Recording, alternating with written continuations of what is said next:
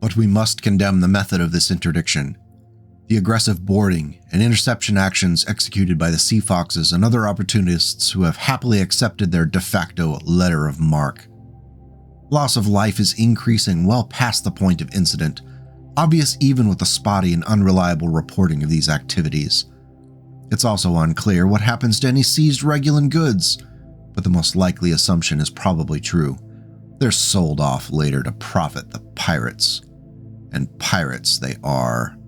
Make no mistake. It seems like you can't throw a rock in the inner sphere without hitting a sea fox these days. Their presence is mysteriously being felt far and wide as the wayfaring economic powerhouse clan miraculously has a finger in every pie. In the years following the collapse of Comstar, the destruction of the Word of Blake, and the absenteeism of an increasingly insular Republic of the Sphere, Clan Sea Fox has spread and seen their power grow seemingly exponentially in the wake of the hyperpulse generator blackout.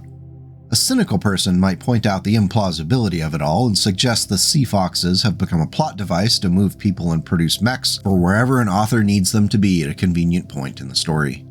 Thankfully, I'm nothing if not an internal optimist, so you can save your angry commentary for the end of the video.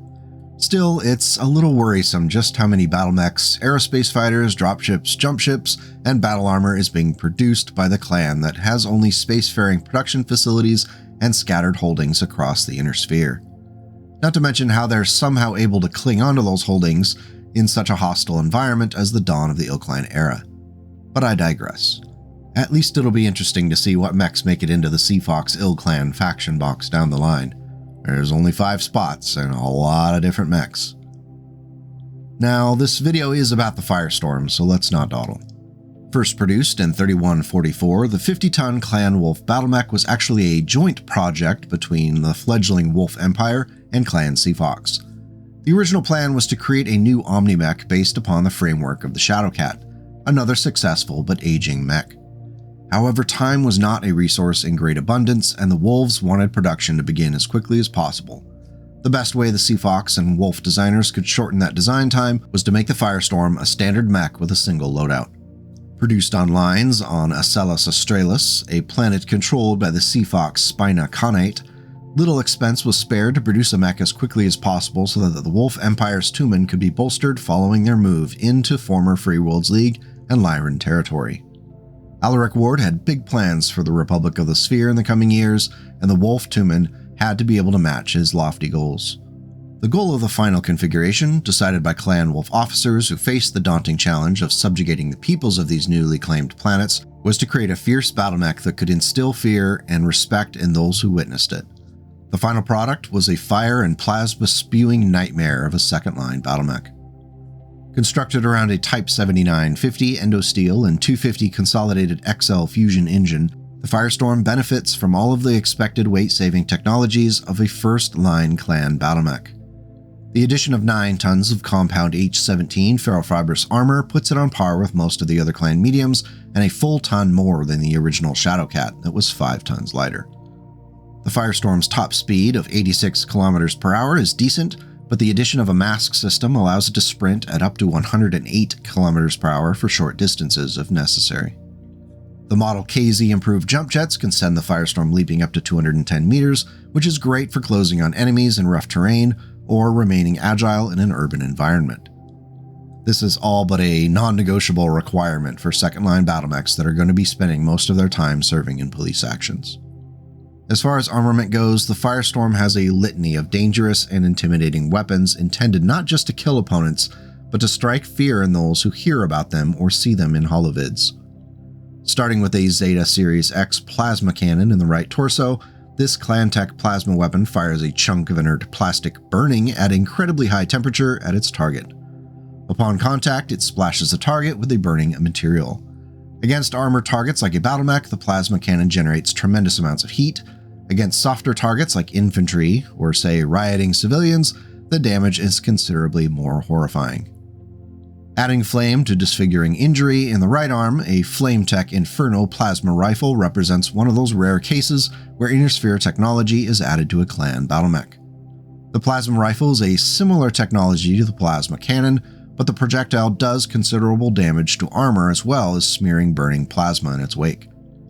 This is much more of a direct threat to armored targets, but still quite potent against infantry and battle armor. Two Series 2NC extended range medium lasers provide consistent mid-range energy weapon damage that can still wreak havoc up close if necessary. At closer range, a Series 3C micro pulse laser can clear infantry positions easily. Finally, because it really does need to earn its name, the Firestorm carries a DuPont Ultra PM flamer in the mech's left arm. It really is heartwarming to hear that chemical companies from the 20th century are still killing people with their products 1,000 years from now. Good on you. With 12 double heat sinks, the mech is not heat neutral in an Alpha Strike scenario. However, most of the time you're not going to be firing everything anyway except for the most dire of situations. A shot from a plasma rifle, plasma cannon, and one of the ER medium lasers will get you to 22 heat, and that second ER medium laser will push you to 27 or 3 over at the end of the turn, barring other heat sources. It's all workable without much hardship. Overall, the Firestorm is quite a powerful mech for its stated purpose. Against infantry, battle armor, and light vehicles, it's absolutely terrifying. Pitted up against a battle mech of comparable weight, it's probably going to have some trouble, though that does come with a big flaming asterisk. Against a battle mech of any weight that runs hot, a Firestorm can significantly reduce its ability to function between the plasma rifle, plasma cannon, and flamer. As fun as that sounds, keep in mind the rule from Total Warfare, which clarifies that no more than 15 total heat can be generated on a mech from an outside source during a single turn. So between all 3 heat-generating weapons on the Firestorm, you can actually quite easily get to that 15 mark, which can really mess with a mech that's energy-heavy and heat-sink short. Now, it didn't take long in the design process for the Seafoxes from the Spina Connate to identify the value of the mech that they were building. Many of the first Firestorms from initial production runs were ferried off to Connate units rather than to the Wolf Empire. The Wolves took this about as well as you'd expect and organized a punitive raiding action against Ocellus Australis to remind the Seafoxes that they were the new top dog in the region. In a curious example of attempted mechanical fratricide, several Firestorms were part of the trinary from the 8th Wolf Cavalry, which landed on the planet in 3144.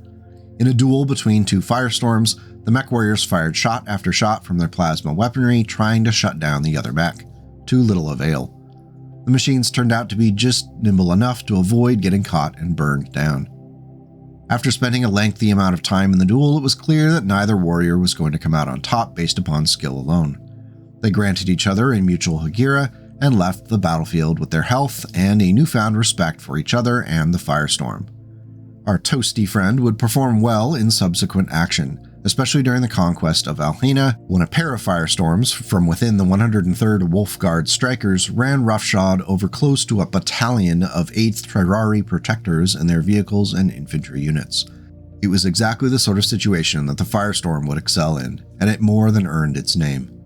Battle reports in the following years have been almost universally positive, and with Seafox as the primary producer, it's very likely that the Firestorm will filter out at least to the other clans within the Inner Sphere, if not sold onto the open market for anyone with the resources to trade for it. Overall, the Firestorm is sleek with the low-profile design quirk, fits its niche second-line mission well, and takes advantage of some really cool new weapons that can mix things up on the tabletop. So what's not to love about that? If it has any downsides, it's the lack of ammunition for the plasma cannon, only 10 shots, as well as having a loadout that's really going to struggle against battle mechs that aren't hobbled by excessive heat generation. Now, being such a new mech, there are not any official variants out there, so we're going to have to put on our engineering hats and make one just for the heck of it. The theory behind the Firestorm MF configuration is to create a variant that can work well in conjunction with the original while offering some support for the star. For this variant, I left everything stock, including the heat sinks, though it is now a little over-synced as a result. That's okay though, because we're going to go for something that works in-universe and fits the story rather than min-maxing everything like a second-year engineering student playing World of Warcraft for the first time in 2004. I pulled off all the stock weapons except for the plasma rifle, which holds its place in the right arm, along with 2 tons of ammunition. In the right torso, I added a Streak SRM-4 that can keep bothersome light units from sticking their heads out at close range. Bolstering that short-range fire even more, there are 3 small pulse lasers which add their consistent accuracy to the mix each turn. Finally, the last new addition is an active probe, which can help the star in an urban environment where it pays to keep an eye out and ear out for enemies that might be waiting to ambush. You could probably improve it by pulling the 2 double heat sinks and spending the tonnage elsewhere, but in the mush that passes from my brain, this is more of a field refit in response to heavy city fighting as Clan Wolf approached Terra. As always, if you want to give it a try, I've added the record sheet to a Dropbox link down in the video comments. Please let me know what you think of the Firestorm and even the Firestorm MF. Did you know the mech existed? Have you used it to great effect on the battlefield? Does it fill your deep-seated desire to set things on fire? Let me know in the comments so we can go ahead and get you onto some government watch lists.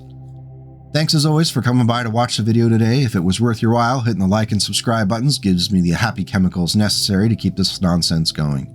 Going the extra step and becoming a channel member tosses a few bucks my way and makes sure that I feel the pressure to continue producing more interesting content for you. So until we meet again, take care and go make the world a slightly better place today and tomorrow.